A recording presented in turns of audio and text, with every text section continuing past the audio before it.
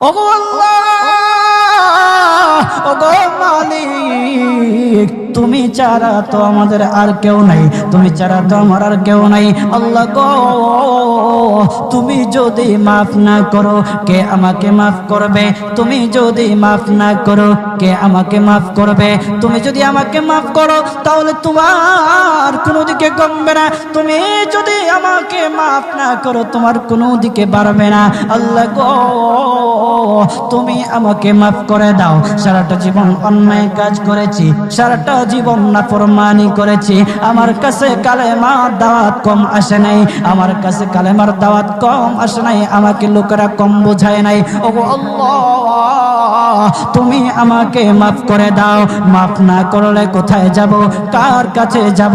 বাবা যখন মারে তখন মার কাছে আশ্রয় নেওয়া যায়, মা যখন প্রহার করে তখন বাবার কাছে আশ্রয় নেওয়া যায়, বাবা মা যখন প্রহার করে তখন দুনিয়ার কারো না কারো কাছে আশ্রয় নেওয়া যায়। ওগো আল্লাহ, ওগো মালিক, তুমি যদি আমাকে মারো, তুমি যদি আমাকে আযাব দাও, ওগো আল্লাহ, কার কাছে যাব, কার কাছে গিয়া মাফ চাইবো? ওগো আল্লাহ, মেহেরবানি করে মাফ করে দাও।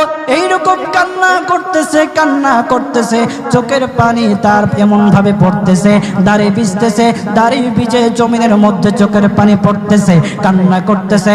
বান্দাটা কান্না করতে করতে করতে করতে আমার আল্লাহর কাছে এমন গ্রহণযোগ্যতা অর্জন করেছে, মহান আল্লাহ রাব্বুল আলামিন তার ডাকে সাড়া দিয়া তার জিন্দেগির সব গুনাহ মাফ করে দিয়েছেন। হযরত মূসা আলাইহিস সালাতু ওয়াস সালামের যুগের ঘটনা।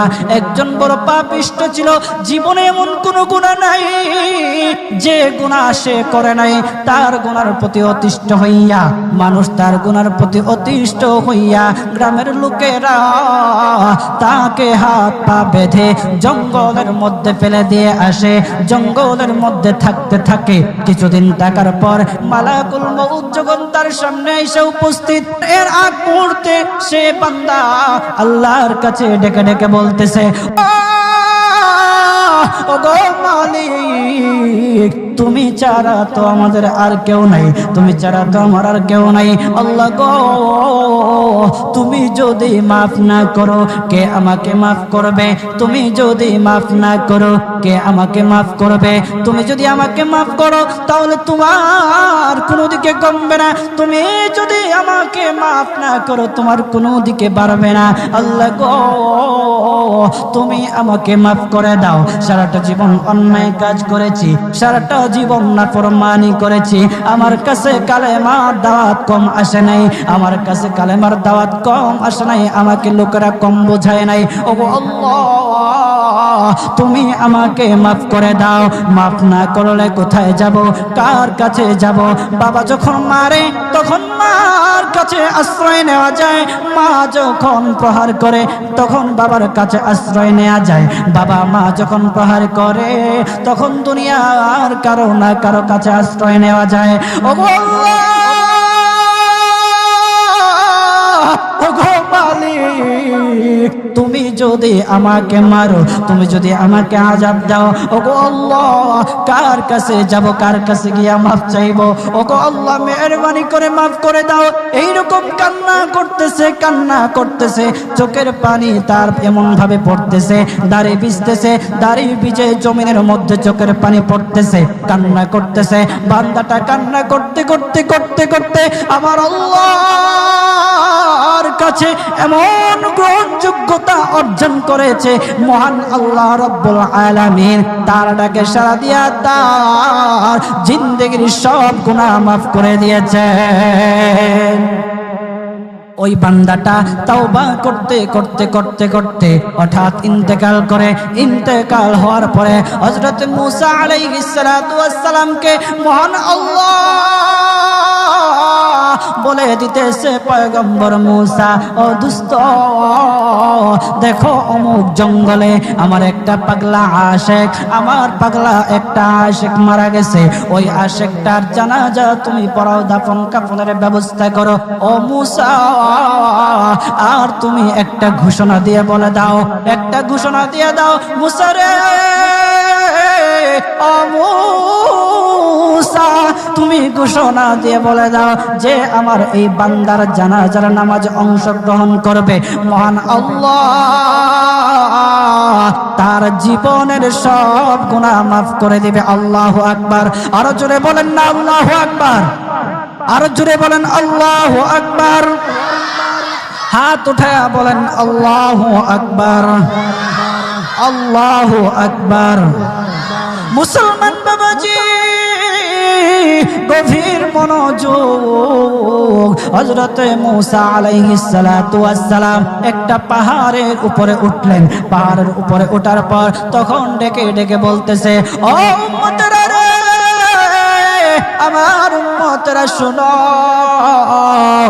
আল্লাহ রাব্বুল আলামিন একটা সুসংবাদ দিয়ে দিয়েছে।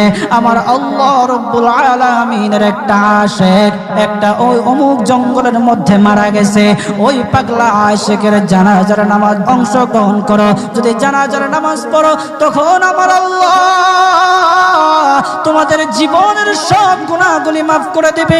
কেউ যদি নিজের গুনাহ ক্ষমা করাইতে চাও, কেউ যদি নিজের গুনাহগুলি ক্ষমা করাইতে চাও, তাহলে মহান আল্লাহ রাব্বুল আলামিনের ওই পাগলা আশিকের জানাজায় অংশগ্রহণ করো। তখন লোকেরা দলে দলে জানাজায় অংশগ্রহণ করার জন্য দলে দলে গেল, জানাজার নামাজ আদায় করলো। আদায় করার পর পয়গম্বর মূসা আলাইহিস সালাতু ওয়াস সালামকে বলতেছে, ওগো আল্লাহর পয়গম্বর, ও পয়গম্বর, যার জানাজায় অংশগ্রহণ করার কারণে মহান আল্লাহ তার জীবনের সব গুনাহ মাফ করে দেবে, এমন মহা ব্যক্তি তো, এই মহান ব্যক্তিটাকে তো একটা নজরে দেখা দরকার, অবশ্যই দেখা দরকার, আমাদেরকে সেই ব্যক্তিটাকে দেখান। তখন মূসা আলাইহিস সালাতু ওয়াস সালাম বলতেছে, ঠিক আছে, তোমাদেরকে দেখানো হবে। তখন যখন দেখাতে গেলেন, দেখানোর সাথে সাথে লোকেরা বলল, পয়গম্বর, আপনি কি বলেন, এই লোকটাকে তো আমরা ভালো করে চিনি, ওই লোকটা বড় পাপিষ্ঠ ছিল, বড় অন্যায়কারী ছিল, বড় জুলুমকারী ছিল।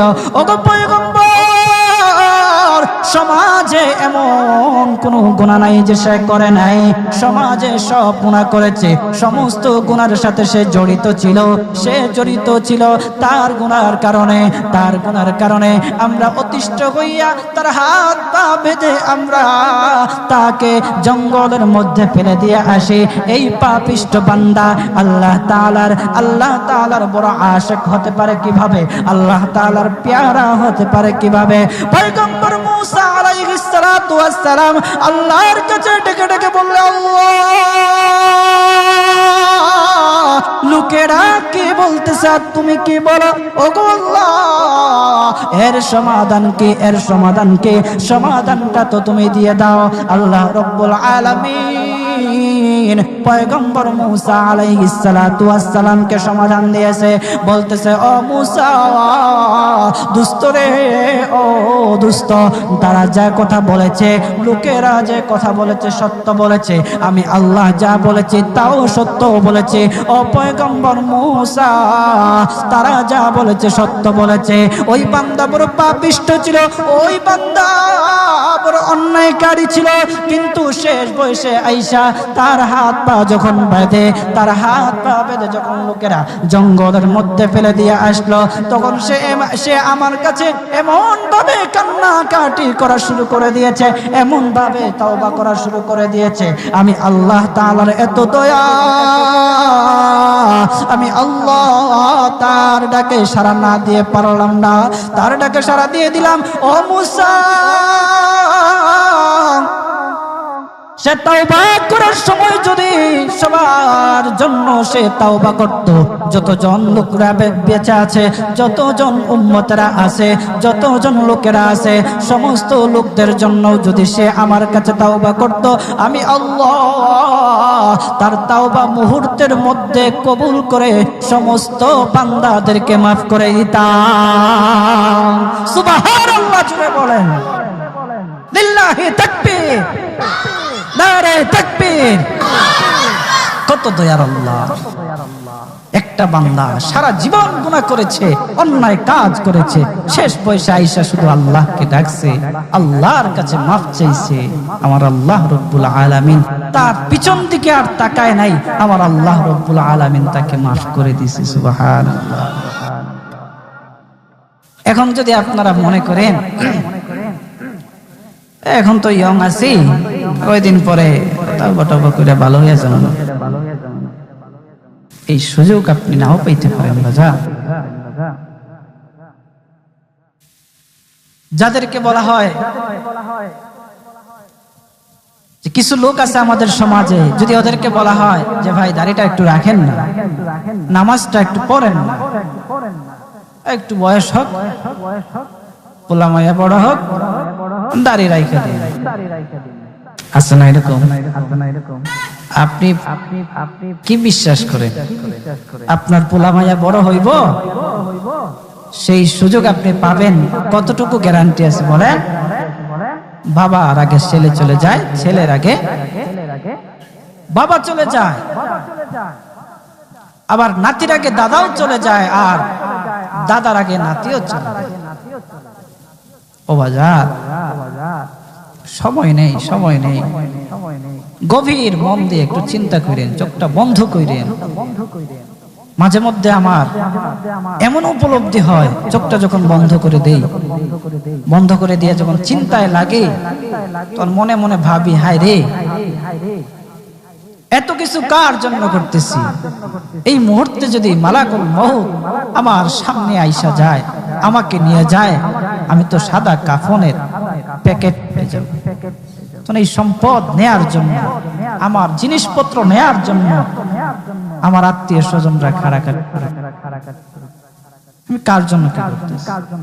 অন্তরটা তখন ফেটে যাওয়ার মতো। আমরা কি করতেছি? কার জন্য করতেছি? আজকে মরে গেলে আপনার সন্তান কালকে আপনাকে স্মরণ করবে কিনা সন্দেহ আছে। কিছু কিছু ঘটনা এমনও ঘটে যে বাবা মারা গেছে, সেই সন্তানেরা সম্পত্তি বন্টন করার জন্য বাবার লাশটা পর্যন্ত দাফন করতে দেয় না। আমাদের সমাজে এগুলো দেখা যায় না? আপনি কার জন্য কি করতেছেন? কার জন্য করতেছেন? কি করিলাম দুনিয়াতে আসিয়া,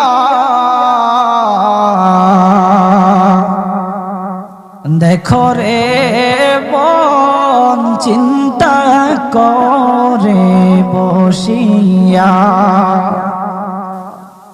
বসে বসে চিন্তা করে কি করলাম দুনিয়া, কি করলাম। ও বাজান, এই জন্য আল্লাহ রাব্বুল আলামিনের কাছে মাফ চান, তাওবা করেন। আল্লাহ রাব্বুল আলামিন আপনার ডাকে সাড়া দিবে, আপনার তাওবা আল্লাহ রাব্বুল আলামিন কবুল করবে। বান্দা যত গুনাহ করুক না কেন, সব সময় আল্লাহ তাআলার রহমত তার পাশে আছে। এই জন্য বাজান, আমরা যারা আছি, আমরা আল্লাহর কাছে তাওবা করব তো ইনশাআল্লাহ। কথা বলেন না ইনশাআল্লাহ? বলেন, কিপটামি করেন কি লেগে? জোরে বলেন ইনশাআল্লাহ। নবীজি আল্লাহ তাআলা সুসংবাদ জানায়া দিয়েছে, যারা নিজের প্রতি জুলুম করবে, যারা নফসের প্রতি অত্যাচার অন্যায় করবে, তারা আল্লাহর রহমত থেকে নৈরাশ হইয়া না।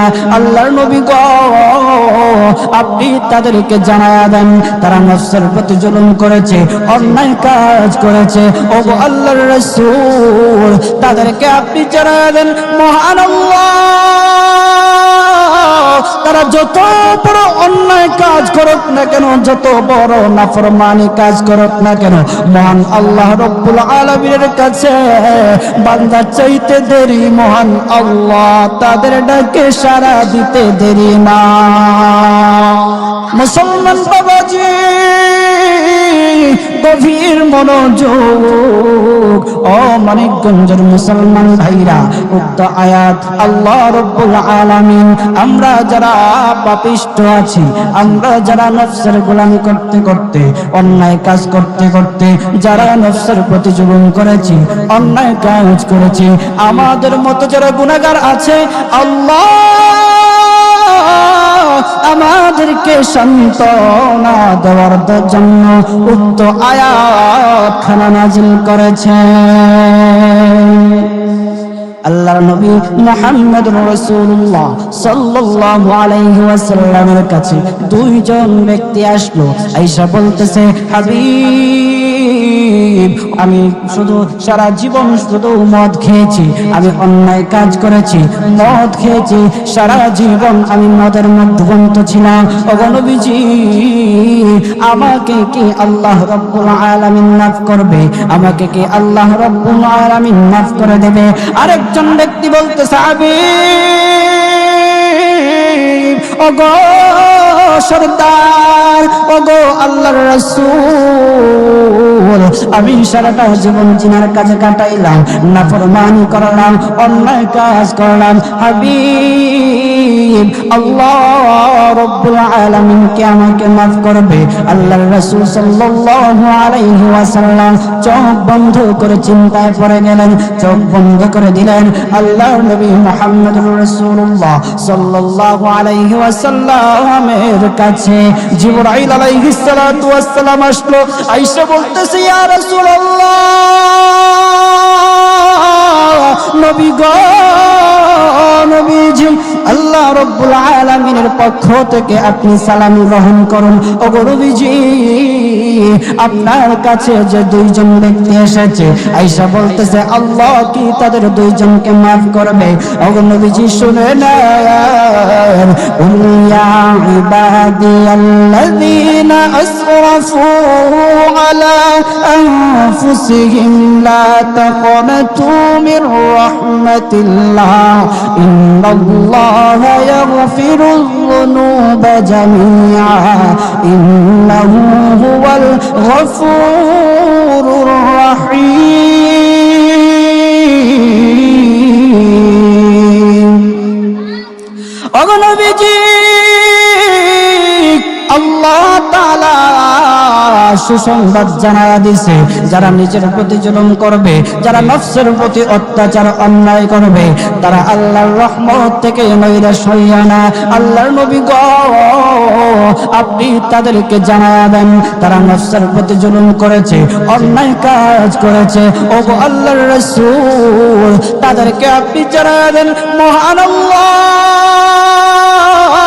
তারা যত বড় অন্যায় কাজ করুক না কেন, যত বড় নাফরমানি কাজ করুক না কেন, মহান আল্লাহ রব্বুল আলামিনের কাছে বান্দা চাইতে দেরি মহান আল্লাহ তাদের ডাকে সাড়া দিতে দেরি না। আল্লাহ তুমি দয়ার সাগর, আল্লাহ তুমি দয়ার সাগর, রহমানুর রহিম, তোমার দয়ায় পূর্ণ আমার সারা নিশিদিন। বলেন, তোমার দয়ায় পূর্ণ আমার সারা নিশিদিন। তুমি মিঠাও সকল চাওয়া দুদিন আগে পরে, তোমার কাছেই সকল পাওয়া সবই তোমার তরে। আল্লাহু আকবার, আরো জোরে বলেন আল্লাহু আকবার।